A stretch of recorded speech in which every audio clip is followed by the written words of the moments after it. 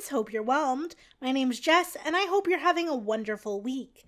As Valentine's Day draws near, many of us are hoping to spend the upcoming weekend swooning. Whether over a partner, a friend, a favorite film, or a much-beloved pet stuffed into a onesie covered in hearts with a ridiculous headband perched jauntily between their ears. Me? I just saw the vague opportunity to make another list video, and I love those, so have a list of cute, cozy matchmaking games that you can cuddle up with over the weekend. But just for funsies, here's a picture of my Valentine this year. I know, he's the greatest. I didn't put the games into any particular order this time, as they all share their central theme of successfully pairing characters up to save the world, or town, or overall vibe of the house. Also, they're really cute and cozy, and that's always a bonus.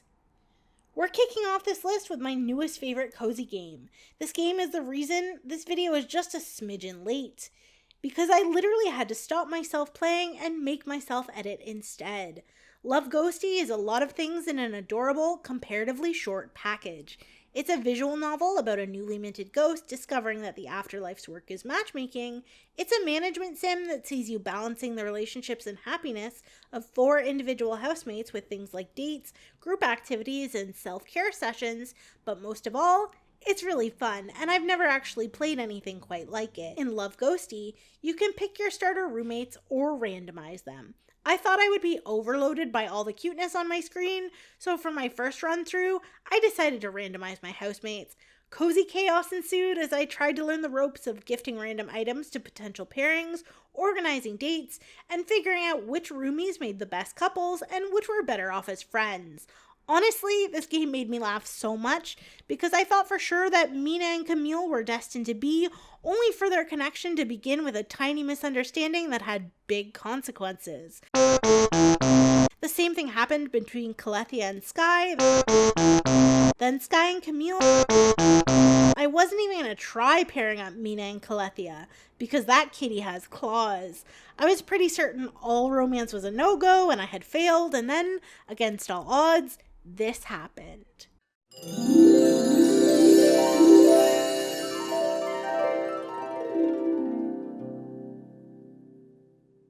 Which just goes to show, the heart wants what it wants, and who am I to stand in the way? But for real, Love Ghostie comes with 12 residents, and I'm pretty sure they can all be paired up.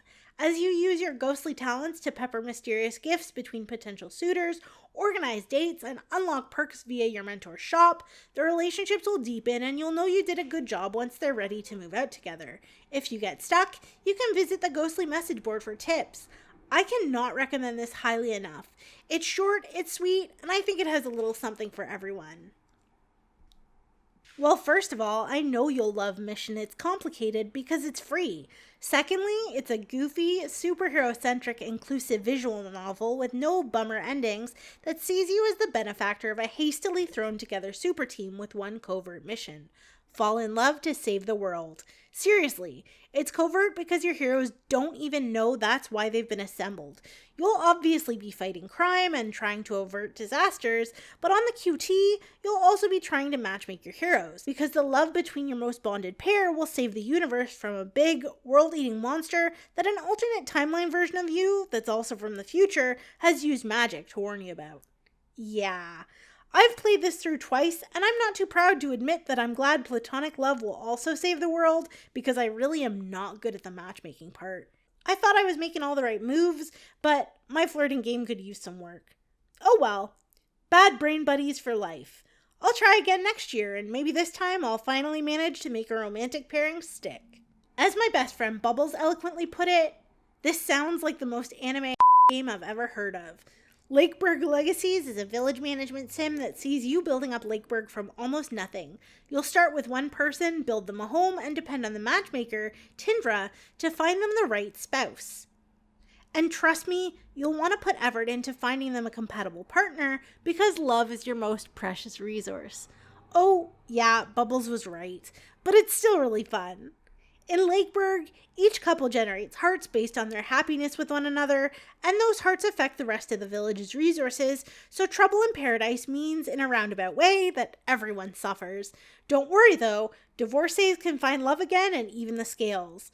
Of course, as it is a village management sim, you still have to make sure you're producing enough material to keep your population happy and healthy. And I know that for some people, it's the opposite of cozy. I actually went ahead and adjusted my settings for an easier experience so I can play the way I want and fully immerse myself in Lakeberg. I do acknowledge the game isn't perfect. The relationship system could be more in-depth, the UI can get cluttered quickly, and after a certain point, it's hard to distinguish villagers as individuals, because you never really get to see their different personality traits affect Lakeberg, their families, or their neighbors. Micro-dramas between the villagers are overshadowed by the needs of the populace as a whole. But despite all this, I can play for hours. I love it for what it is and often find myself using my imagination and adjusting settings to keep Lakeberg fresh and interesting.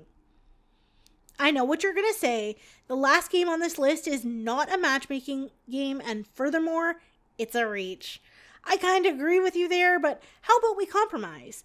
After all, Valentine's Day is about celebrating all kinds of different love. And while you won't be coupling anyone up in our last game, you'll be matching dogs with their forever homes in To the Rescue. Now, if you've heard of this game before, I understand your reluctance to take my recommendation for it. At launch and for a long time after, it was riddled with bugs, problems, and little annoyances that made the game a pain to play. But the dev team buckled down and released 2 patches towards the end of 2024, one in August and a smaller one in September. And to be honest with you, I haven't experienced a crash or stuck avatar since. I was also really pleased to see they restored my Roberta avatar, which went missing for some reason. Even with all the glitches, I had a massive amount of fun with To the Rescue, a pixelated dog shelter simulator that has a ton of customizable settings to make sure you get the experience you want. For example, my adoption difficulty is on the easiest setting, because I want to make sure every single dog in the shelter finds their forever home, even if it's just a game. You can choose between story and gameplay mode. One sees you running a shelter for the city and hitting goals and milestones, and the other is literally just you living your best life and doing whatever you want. For the purpose of this video, I went with story mode. You can see I'm not exactly an expert, but I had a blast anyway. You can set up a foster network, spend points on your skill tree, hire help, and build onto the existing shelter. The one thing I still dislike and that I would change if I could is the lack of an outdoor play space for the dogs in the beginning. I would rather they have a small one for 1 or 2 dogs than none at all. I actually don't know how to unlock this feature.